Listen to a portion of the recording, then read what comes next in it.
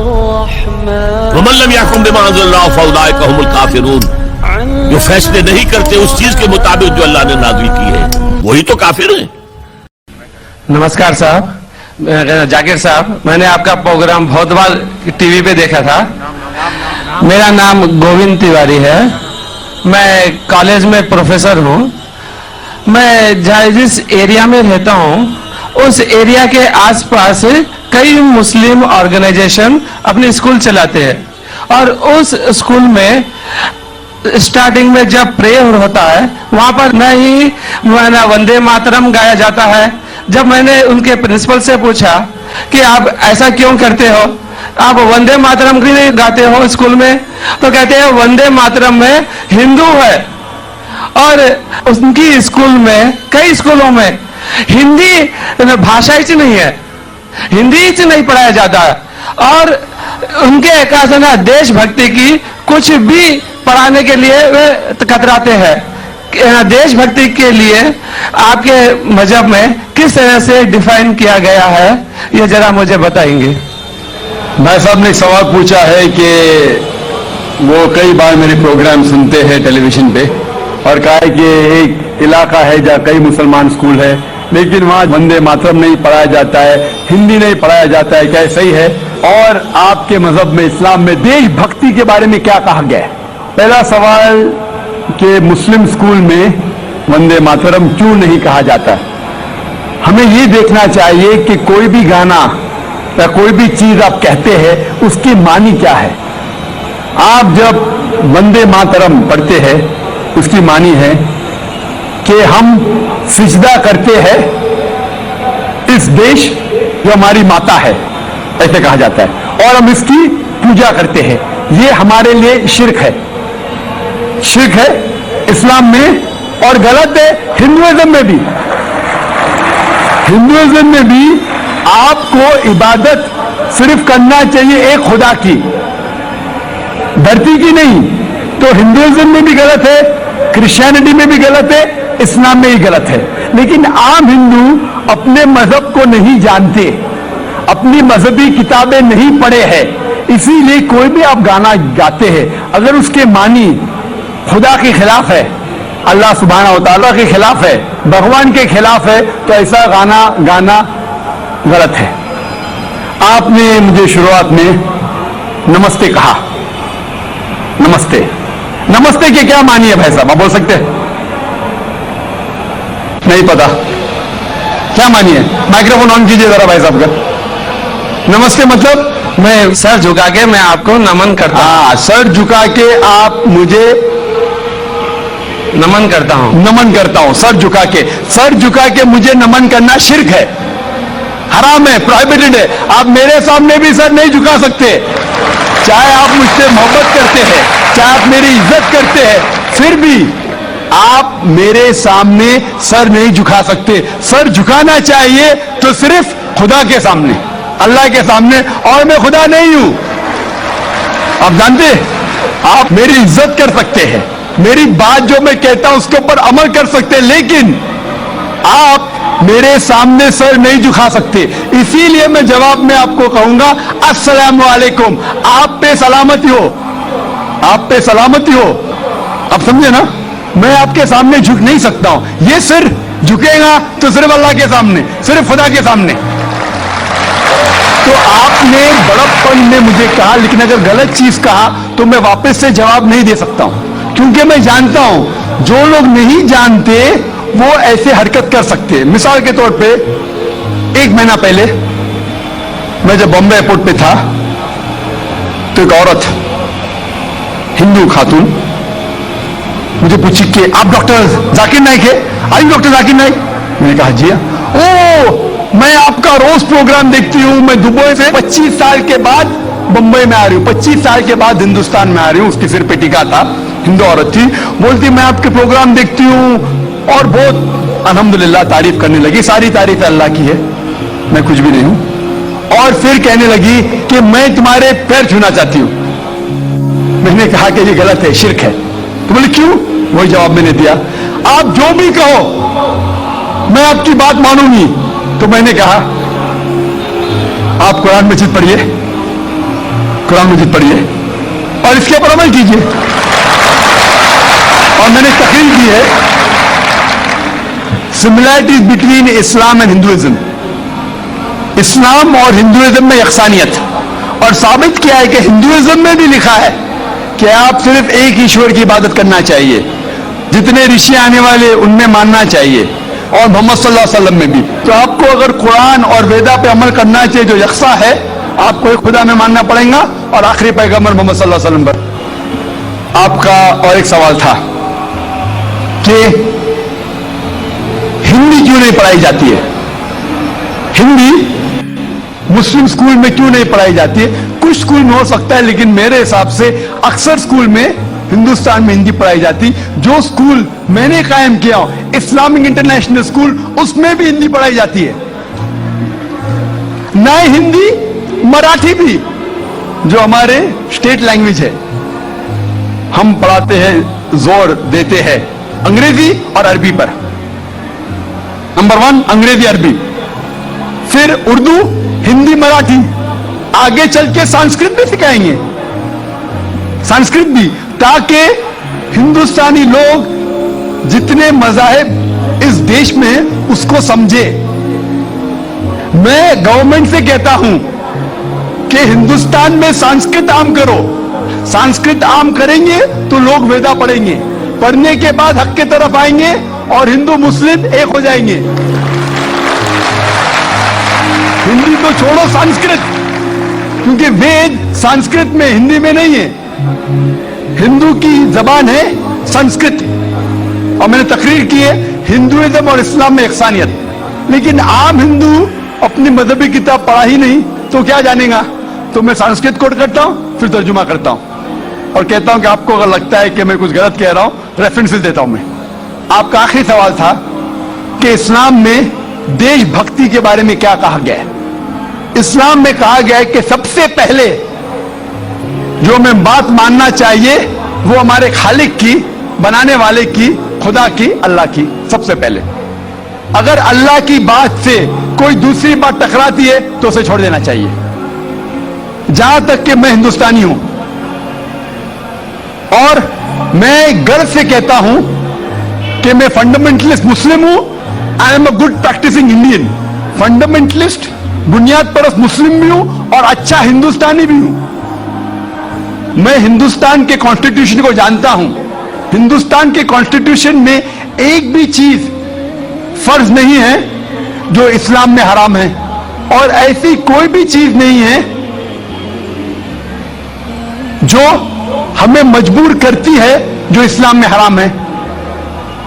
और हिंदुस्तान के कॉन्स्टिट्यूशन में, इंडियन कॉन्स्टिट्यूशन में ऐसी कोई भी हराम चीज नहीं जो इस्लाम में फर्ज है और इंडियन कॉन्स्टिट्यूशन में हराम है। तो मैं दोनों को साथ में लेके चलता हूं, लेकिन अगर टकराव होगा, मेरे हिसाब से I can be a very good Muslim and a good Indian. मैं अच्छा मुसलमान भी हूं और अच्छा हिंदुस्तानी भी हूं, लेकिन अगर आगे चल के, अभी तो कोई टकराव नहीं है, लेकिन अगर आप ऐसे देश में हैं जो देश का कानून अपने खालिक के कानून से टकराता है, तो खालिक का कानून ऊंचा है, खालिक का कानून ऊंचा है, खुदा का कानून ऊंचा है, अल्लाह का कानून ऊंचा है, फिर आता है देश। देश ने हमें, ठीक है, ये देश में हम जीते हैं, देश हमारे लिए फैसिलिटीज देता है, लेकिन हमें जान किसने दी? देश ने या खालिक ने? खुदा ने दी। ये हवा जो है, ये हवा के बिना 5 मिनट भी आप जिंदा नहीं रह पाएंगे। कितना? 5 मिनट भी नहीं जिंदा रह पाएंगे। किसने दी? देश ने या अल्लाह ने? खुदा ने। देश ने भी हमारे लिए अच्छे काम किए। मैं देश के खिलाफ नहीं हूं, मैं भी देशभक्त हूं। देशभक्त के मानी क्या? अगर आप बोलते देशभक्त मतलब देश की इबादत करना, तो मैं देशभक्त नहीं हूं। अगर देश की तरक्की चाहता हूं, हाँ मैं हूं देशभक्त। तो देशभक्त की मानी क्या इंपॉर्टेंट है। अगर देशभक्त मतलब देश की इबादत करना, तो ये गलत है। इबादत सिर्फ मैं खालिक की करता हूं, अल्लाह की करता हूं, खुदा की करता हूं, लेकिन देश की भलाई चाहता हूं। अगर वो देश कोई कानून लागू कर रहा है, वो शरीयत के अंदर है, खुदा के कानून के दायरे के अंदर है, तो मैं उनके साथ हूं। कई चीजें इस्लाम में मुबाह है, ऑप्शनल है, और अगर देश उसे कहता है कि करो तो मैं करूंगा। लेकिन अगर कोई देश, चाहे वो अमेरिका हो या यूके हो, वहां का कानून अगर इस्लाम के खिलाफ है तो मैं उस देश के कानून के खिलाफ जाऊंगा, क्योंकि मैं सबसे पहले मोहब्बत करता हूं खालिक से, खुदा से, अल्लाह से, फिर अपने देश से। तो जहां तक के देश का कानून खालिक के कानून से नहीं टकराता है, हमें उस कानून पे अमल करना चाहिए। और मेरे नजरिए से एक भी हिंदुस्तान का कानून मुझे मजबूर नहीं करता इस्लाम के खिलाफ। इसीलिए मैं कहता हूं, I am a very good practising Muslim, fundamentalist Muslim, at the same time a very good practising Indian. आप इंडिविजुअल पार्टी, पर्सनल पार्टी, बहुत आला किरदार, बहुत आला तकवा, बहुत जाहिद, बहुत आबिद, सब कुछ है, लेकिन उस निजाम का हिस्सा है जो निजाम बातिल है। आप किसकी गवाही दे रहे हैं? वमन लम यहकुम बिमा अंज़लल्लाहु फउलाइका हुमुल काफिरून। जो फैसले नहीं करते उस चीज के मुताबिक जो अल्लाह ने नाज़िल की है, वही तो काफिर हैं। तुमने काफिर किसे समझा है? वमन लम यहकुम बिमा अंज़लल्लाहु फउलाइका हुमुल ज़ालिमून। जो अल्लाह की उतारी हुई शरीयत के मुताबिक फैसले नहीं करते वही तो मुशरिक है। वमन लम यहकुम बिमा अंज़लल्लाहु फउलाइका हुमुल फासिकून। जो अल्लाह की उतारी हुई शरीयत के मुताबिक फैसले नहीं करते वही तो नाहंजार है, फासिक है, गद्दार है, बागी है, सरकश। ये 3 फतवे हैं मुफ्ती आजम के। मुफ्ती आजम कौन है? अल्लाह। कुरान में ये लफ्ज आया है अल्लाह के लिए, युफ्तीकुम यस्तफ्तूनक। ए नबी, ये आपसे फतवा मांग रहे हैं कलाला के बारे में। कुल अल्लाहु युफ्तीकुम, कह दीजिए अल्लाह फतवा देता है। लो, तो मुफ्ती आजम कौन है? ये सारे दुनिया के मुफ्ती मिलकर भी अगर मुफ्ती बन जाए एक, तो क्या अल्लाह के बराबर होंगे? और अल्लाह का फतवा यह है, जो अल्लाह की उतारी हुई शरीयत के मुताबिक फैसले नहीं करते वही तो काफिर है, वही तो जालिम है, वही तो मुशरिक है, वही तो फासिक है, वही तो सरकश है। और ये 3 फतवे एक रुकू में आए हैं, सूरह मायदा का रुकू नंबर 7। तो ये शहादत जो है, ये शहादत गहे उल्फत में कदम रखना है। लोग आसान समझते हैं मुसलमान होना। ठीक है, कह दिया अशहदु अल्ला इलाहा इल्लल्लाह व अशहदु अन्ना मुहम्मद रसूलुल्लाह। अब तुम्हें मालूम नहीं है, शहादत गाह में आ गए हो। और शहादत से मुराद तुम्हारे कौल से अल्लाह और उसके दीन की गवाही मिलनी चाहिए, तुम्हारे अमल से अल्लाह की और उसके दीन की गवाही मिलनी चाहिए। और इनफिरादी ही नहीं, इज्तिमाई सतह पर अल्लाह के दीन को कायम करके गवाही दो दुनिया के सामने कि देखो ये है अल्लाह का दीन, आओ, come and see with your own eyes, this is Islam. وتعلو همتي دوما وتسبق خطوتي الأزمان، فوقتي لا أضيعه بما يفضي إلى الخسران، وكفي لا يفارقها أداء البر والإحسان، ولا تدري شمالي عن يميني إنه الكتمان، فضلي بآيات من القرآن هي الحلقة۔ बंदों पर बंदों की हुकूमत, बंदों के जरिए, इसका नाम जमहूरियत है। Government of people, by the people, for the people, it's called democracy. बंदों की हुकूमत, बंदों के ऊपर, बंदों के जरिए, ये जमहूरियत है। और मालिक क्या कहता है? कुल अऊज़ु बिरब्बिन नास, मलिकिन नास, इलाहिन नास। अल्लाह इलाह है, बादशाह है, शहनशाह है, मालिक है, रब है। बंदों पर बंदों की हुकूमत नहीं, बंदों पर बंदों के रब की हुकूमत, रब के कानून के मुताबिक। ये इस्लाम है। जमहूरियत तो इब्तदा से इस्लाम के साथ यूं टक्कर खाती है। जमहूरियत और इस्लाम यूं है। इस्लाम कहता है इनिल हुक्मु इल्ला लिल्लाह, हुकूमत सिर्फ हुक्म किसका है? अल्लाह का है। और जमहूरियत क्या कहती है? अवाम ताकत का सरचश्मा है। अल्लाह कहता है हुक्म मेरा चलेगा। जमहूरियत कहती है जो अवाम चाहेगी। अवाम चाहे हम जिन्स परस्ती तो लवातत भी जायज हो जाएगी, अवाम चाहे सूद तो सूद भी जायज हो जाएगा, जो अवाम चाहेगी वो हो जाएगा। अच्छा, इसको भी ना मानो, ला इलाहा इल्लल्लाह। फिर एक छोटी सी बात समझ लो, कुरान हकीम की इस आयत पे गौर करना, वलौ तक़व्वल अलैना बअदल अक़ावील लअख़ज़ना मिन्हु बिल-यमीन सुम्मा लक़तअना मिन्हुल वतीन फमा मिनकुम मिन अहदिन अन्हु हाजिज़ीन। अगर मेरे नबी मोहम्मद सल्लल्लाहु अलैहि वसल्लम अपनी मर्जी से, मेरी मर्जी के खिलाफ अपनी तरफ से किसी बात का इजाफा दीन में कर दे, मैं दाएं हाथ से पकड़ लूं, शाहरग काट दूं, तुम में से कोई छुड़ा। इस दीन के अंदर नबी अपनी मर्जी नहीं चला सकता, तो पार्लियामेंट की 2/3 अक्सरियत जो मर्जी मंजूर कर ले। और एक बात अल्लाह से डर कर कहता हूं, दुख और दर्द से कहता हूं, किसी को जलाने के लिए नहीं। किसी में यह ताकत है कि वो अल्लाह के उतारे हुए कानून को कैंसिल कर सके, पास और फेल कर सके, किसी में ताकत है। रसूलुल्लाह सल्लल्लाहु अलैहि वसल्लम ने सिर्फ इतना ही कहा था ना कि आइंदा शहद नहीं खाऊंगा। ये कहा था हराम है शहद, तुम ना खाना, ये कहा था, सिर्फ अपने बारे में कहा था कि आइंदा नहीं खाऊंगा। ठीक है, अगर तुम्हें स्मेल आती है तो आपने कुरान पाक की आयत उतर आई, या अय्युहन नबी लिमा तुहर्रिमु मा अहल्लल्लाहु लक। रब हलाल करता है, तू हराम करने वाला कौन होता है? नबी को अपनी जात पर भी किसी चीज के हराम करने की अथॉरिटी है? नहीं है। अच्छा, जमात इस्लामी वालों भाई ने सरहद के अंदर, सुबह सरहद में इनकी एक शरीयत है मुत्तहिदा मजलिस अमल की, जिसमें शिया भी हैं, बरेलवी भी हैं, देवबंदी भी हैं, सूफी भी हैं, जमात इस्लामी वाले भी हैं, और कुछ बेइल्म अहले हदीस भी अपने आप को कुछ समझते हुए बीच में शामिल हो जाते हैं।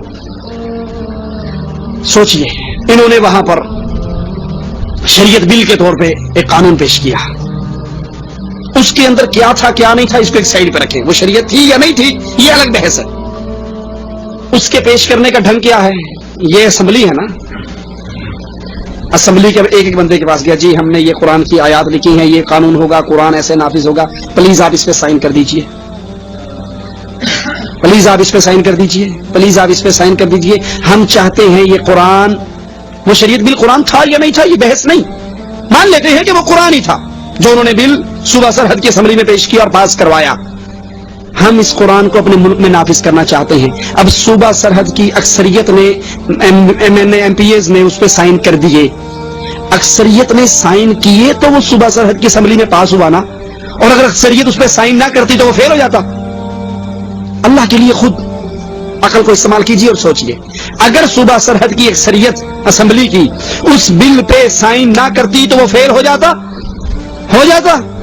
जिसकी कलम में इतनी ताकत है कि वो चाहे कुरान को पास कर दे चाहे फेल कर दे, ये कलम मुसलमान की है या काफिर की?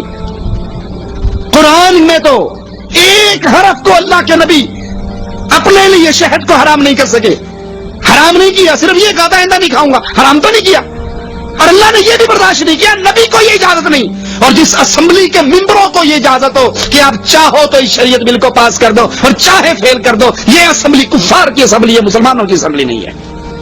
मुसलमान हुकूमत अल्लाह के उतारे हुए कानून को सिर्फ नाफिज किया करती है, वो कानून साजी नहीं किया करती। कानून साज कौन है? अल्लाह है।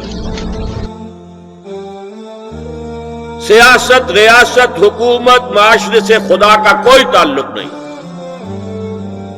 ह्यूमन सॉवरेंटी, पॉपुलर सॉवरेंटी की बुनियाद पर जमहूरियत होगी, सेकुलरिज्म होगा।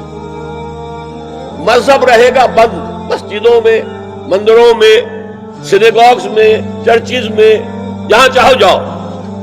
लेकिन the politico socio economic system, ये किसी मजहब से कोई सरोकार नहीं। हम खुद सॉवरन हैं, और हम सॉवरन हैं तो हम जो चाहेंगे कानून बनाएंगे। ये शय जिसका नाम है जमहूरियत भी आप उसे कह लें, सेकुलरिज्म भी आप उसे कह लें, ये ग्लोबलाइज हो चुका है पूरी दुनिया का। जिसे इकबाल ने कहा, तू समझता है कि आजादी की है नीलम परी, ये नीलम परी सबकी महबूबा है। जमहूरियत, जमहूरियत, जमहूरियत, जमहूरियत।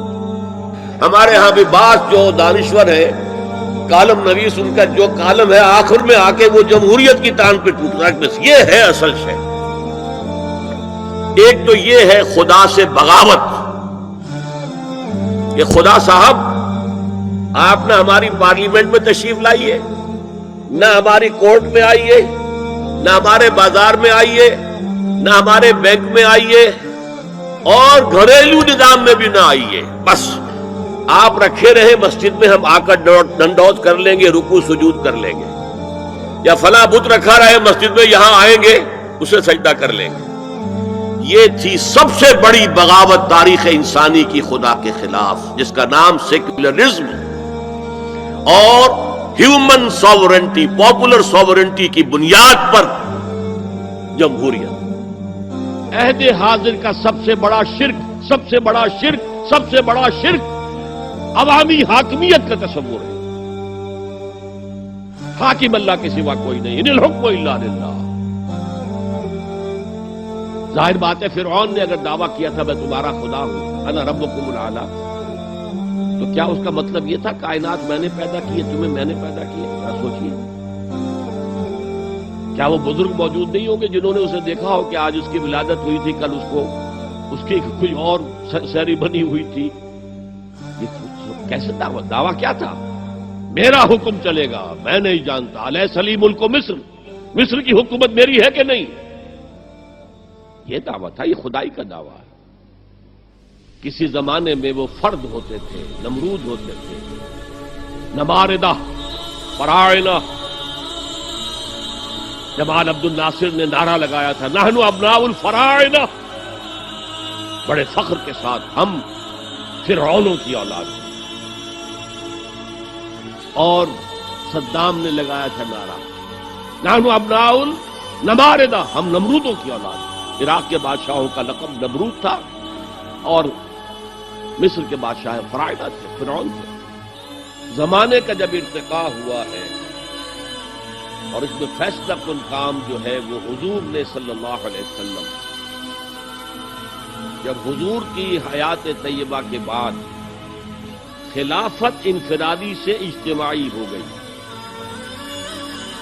جب تک نبوت جاری تھی نبی ہی خلیفہ ہوتا تھا. اللہ اس کی ہاٹ لائن اللہ کے ساتھ وحی کی لگی ہوئی ہے، ادھر سے حکم آتا ہے وہ امپلیمنٹ کرتا ہے، جہاں اس کا حکم نہیں ہے وہ اپنا بیسٹ ججمنٹ استعمال کر کے فیصلہ کرتا ہے.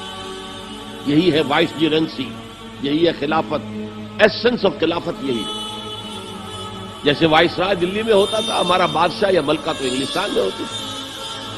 اب جو ہز میجسٹیز گورنمنٹ یا ہر میجسٹیز گورنمنٹ سے حکم آیا، وائس رائے اس میں کوئی تغیر و تبدل نہیں کر سکتا. He has to implement it as such. جہاں کوئی حکم نہیں ہے تو وہ مقام پر بیٹھا ہے، آن دی اسپاٹ ہے، حالات کو دیکھے اور جو مملکت اور کنگڈم کی مصلحت میں سب سے بہتر نظر آئے وہ فیصلہ کر دیں. لیکن حضور پر نبوت ختم تو خلافت کلیکٹیو ہو گئی، خلافت المسلمین. اگرچہ شروع میں امیر المومنین کہا جاتا تھا، کچھ عرصے کے بعد خلیفت المسلمین یہ اصطلاح جو ہے وہ عام ہوئی. اسی طرح انفرادی ملوکیت کی بجائے اجتماعی ملوکیت کا تصور جو ہے شیطان نے پٹی پڑھائی. ابلیس کی مجلس شورا جو اقبال کی بڑی ہی یوں سمجھیے کہ اہم ترین نظموں میں سے امت مسلمہ کے نام پیغام پر مشتمل وہ نظم جو ہے، اور وہ ان کے آخری ایام کی ہے اور وہ ان کی زندگی میں چھپی بھی نہیں تھی. ارمغان حجاز ان کے انتقال کے بعد چھپی. ابلیس نے مجلس شورا بلائی. ایک مجلس شورا کے جو رکن نے کہا کہ دیکھو جمہوریت کا دور آ گیا ہے، اب ہماری ابلیسیت کو تو بڑا خطرہ ہے، ابلیسی نظام تو ختم ہو جائے گا. جمہوریت توڑ دی بندوں نے آقاؤں کے خیموں کی تناب. یہ تو عوام نے جو ہے اپنے آقا بیرنز اور لارڈز اور بادشاہوں کے خیموں کی تنابیں توڑ دی، گرا دیے خیمے.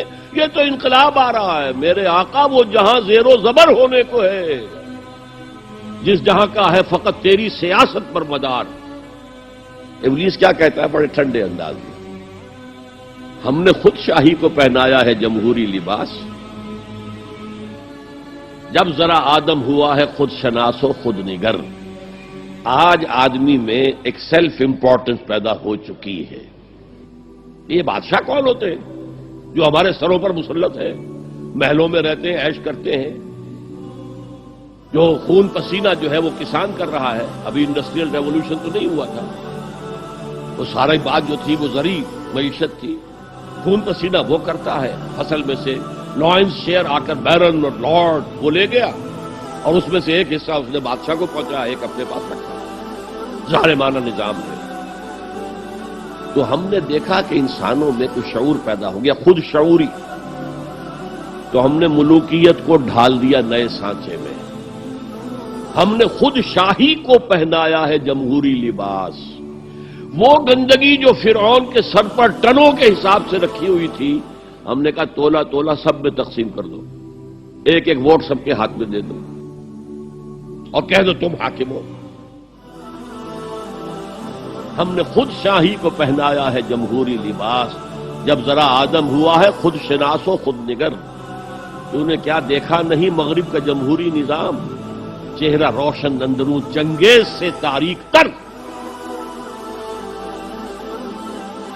It is the dictatorship of the capitalist, جسے جمہوریت کا نام دیا جا رہا ہے. کھیل ہے، تماشا ہے. تو آج کی دنیا کا سب سے بڑا شرک اسے کوئی جانتا ہی نہیں. وہ شرک فی العقیدہ ان کو معلوم ہے، اور اس کے اوپر فتوے بھی وہ لگا دیں گے. کوئی قبر کے سامنے کھڑے ہو کر کوئی دعا کر رہا ہے، کسی کوئی رکوع کر لیا، کسی نے سجدہ کر لیا، تو خیر ٹھیک ہے، وہ ایک شرک جلی ہو رہا ہے، وہ تو معلوم ہے، اس کی نفی ہو رہی ہے. لیکن یہ وہ تھے شرک جو پہلے تھے. آج کا شرک بالکل اور ہے. آج کا شرک دو میں گنوا دیتا ہوں آپ کو. ایک ہے عوامی حاکمیت کا تصور، ایک ہے مادہ پرستی کا تصور. مادے پر سارا توکل اور اعتماد ہے. اللہ پر کہاں توکل رہا، کہاں اعتماد رہا؟ میٹیریلزم یہ ایک مذہب ہے، یہ ایک فلسفہ ہے. بہرحال اطاعت کے ضمن میں شرک فی الاطاعت کیا ہے؟ انفرادی سطح پر نفس پرستی، نفس کو اپنا معبود بنا دینا. اجتماعی سطح پر عوام کی حاکمیت، بدترین شرک. آج کی دنیا اجتماعیت کے میدان میں اگرچہ اب زمانہ بدل رہا ہے، لیکن تقریباً ایک صدی سے نیشن سٹیٹس، وطن کی بنیاد پر قومیت، وطن محبوب ترین شے، جو شے میرے وطن کے لیے صحیح ہے وہ میں کروں گا، چاہے وہ غلط ہو، وہ حرام ہو، اللہ کے قانون کے خلاف ہو، لیکن میرے وطن کے لیے ہوگا. وطن زندہ باد. یہ وطن پرستی ہے. اس وطن پرستی کے مذہب کی ایک نماز بھی ہے. ترانہ ہو رہا ہے تو کھڑے ہو جاؤ. قنوت، کھڑے ہو جانا عبادت کا حصہ ہے.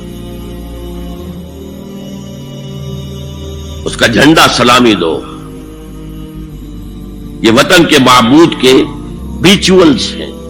مذہب وطنیت بردار بن کر جب اقبال کھڑا ہوا تو اس نے ایک تو کیپٹلزم پر نفی کی اور اشتراکیت کی نفی کی، مغربی تہذیب کی دجیاں بکھیری. دیار مغرب کے رہنے والوں، خدا کی بستی دکان نہیں ہے. کھرا جسے تم سمجھ رہے ہو وہ اب ذرے کا معیار ہوگا. تمہاری تہذیب اپنے خنجر سے آپ ہی خودکشی کرے گی. جو شاخ نازک پہ آشیانہ بنے گا ناپائیدار. یہ ولولہ، یہ غلغلہ، یہ تن تنا، یہ حوصلہ مغرب سے آنکھوں میں آنکھیں ڈال کر، حالانکہ اس وقت مغرب جو ہے ہم کہاں تھے وہ کہاں تھے، زمین و آسمان کا فرق تھا. ہم خاک نشین، وہ عرش نشین. لیکن نہیں، ایک آدمی کے اندر جذبہ پیدا ہوا ہے. اور سب سے بڑا کام جو اقبال نے کیا ہے وہ وطن کے بت کو توڑنا ہے. وہی وطن، خاک وطن کا مجھ کو ہر ذرہ رکھا ہے. لیکن اب چونکہ تحریک چل رہی تھی، ایک وطن ایک قوم، نیشن سٹیٹس کا تصور مغرب سے آیا. ایک ملک میں رہنے والے ایک قوم ہے، مذہب ان کا ہوا کرے، اپنے گھروں میں رکھو، مذہب جو ہے اپنے پاس رکھو. قوم ایک، اور اس میں شدید خطرہ تھا کہ اسلام گم ہو جائے. اسلام تو نظام ہے، دین ہے، وہ مذہب نہیں ہے صرف. اگر مذہب ہوتا تو وہ یقیناً اس طرح کی کسی اسکیم کے اندر شامل ہو جاتا. اسلام تو دین ہے، دین اللہ ہے، پورا نظام ہے. اس کا سیاسی نظام اپنا ہے، معاشی نظام اپنا ہے، معاشرتی نظام اپنا ہے، قانونی نظام اپنا ہے، عدالتی نظام اپنا ہے. وراثتی قانون اپنا ہے، شہادت کا قانون اپنا ہے، آئلی قوانین اپنے ہیں، ہر شے علیحدہ ہے۔ لیکن یہ ہے کہ اب ایک زبردست تحریک، اس کا بھی میں آپ کے سامنے بیان کر دوں گا، اس کے کچھ یہ اٹھ رہی تھی کہ وطن ایک ہے، قوم بھی ایک ہے، اور اس میں بہت بڑی بڑی شخصیتیں بھی بہ گئی۔ مولانا آزاد جیسا عبقری، مولانا مدنی جیسا رحمت اللہ علیہ عظیم مجاہد، انہوں نے بھی کہہ دیا تھا کہ آج کے دور میں قوم وطن سے بنی، اس پر اقبال نے پھر بہت سخت تنقید کی تھی۔ عجم ہنوز نہ دانت رموز دی ورنہ دیو بند حسین ہے ودیجے بولا جبیس سرود بر سر ممبر کے ملت از وطن است چه بے خبر ز مقام محمد عربی است و مصطفیٰ برسان خیش را کے دی ہم اوست اگر بے اون رسیدی تمام بول لہبیست۔ دین تو نام ہی مصطفیٰ کا ہے صلی اللہ علیہ وسلم، دین کا سارا ڈھانچہ بنتا ہی سنت رسول پر ہے۔ قرآن کہتا ہے نماز پڑھو نماز پڑھو نماز پڑھو، کیسے پڑھو یہ قرآن نہیں بتاتا، 5 نمازیں قرآن نہیں بتاتا، 4 رکعتیں 2 رکعتیں 3 رکعتیں یہ قرآن نہیں بتاتا۔ نظام صلاۃ بنتا ہے تو سنت سے بنتا ہے، دین کا سارا معاملہ ہے ہی سنت رسول۔ بہرحال اب میں آپ کے سامنے اقبال کی اس نظم کے سامنے سنا جس میں کہ اس نے واقعتاً یہ ہے کہ شدید ترین جو ہو سکتی ہے جذباتی حد تک وطنیت کی جو نفی اس دور میں میں اور ہے جام اور ہے جم اور ساقی نے بنا کی روش لطف و ستم اور تہذیب کے آزر نے ترشوائے صنم اور مسلم نے بھی تعمیر کیا اپنا حرم اور ان تازہ خداؤں میں بڑا سب سے وطن ہے جو پیرہن اس کا ہے وہ مذہب کا کفن ہے۔ یہ بت کہ تراشیدہ تہذیب نوی ہے، یہ نئی تہذیب مغرب سے نیشن سٹیٹ کا تصور آیا، ایک ملک میں رہنے والے ایک قوم، یہ بت کے تراشیدہ تہذیب نوی ہے، غارت کرے کاشانہ دین نبوی ہے، بازو تیرا توحید کی قوت سے قوی ہے، اسلام تیرا دیس ہے تو مصطفی ہے، نظارہ دیرینہ زمانے کو دکھا دے اے مصطفی خاک میں اس بت کو ملا۔ اس سے بھی زیادہ یہ اشعار تو مجھے بہت عرصے سے میں نے بار بار کوٹ کیے ہیں، لیکن پچھلے دنوں ذہن متوجہ ہوا 2 اور اشعار۔ منزل راہ رواں دور بھی دشوار بھی ہے، کوئی اس قافلے میں قافلہ سالار بھی ہے، بڑھ کے خیبر سے ہے یہ مارکہ دین و وطن، مارکہ دین و وطن، دین پر کچھ قوم یا وطن پر قوم، یہ جنگ ہے جو چل رہی ہے۔ اور یہ خط جو غزوہ خیبر کا تذکرہ کر رہے ہیں، بڑھ کے خیبر سے ہے یہ مارکہ دین و وطن، اس زمانے میں کوئی حیدر کرار بھی ہے، یہ اشارہ خود اپنی ذات کی طرف کر رہے ہیں۔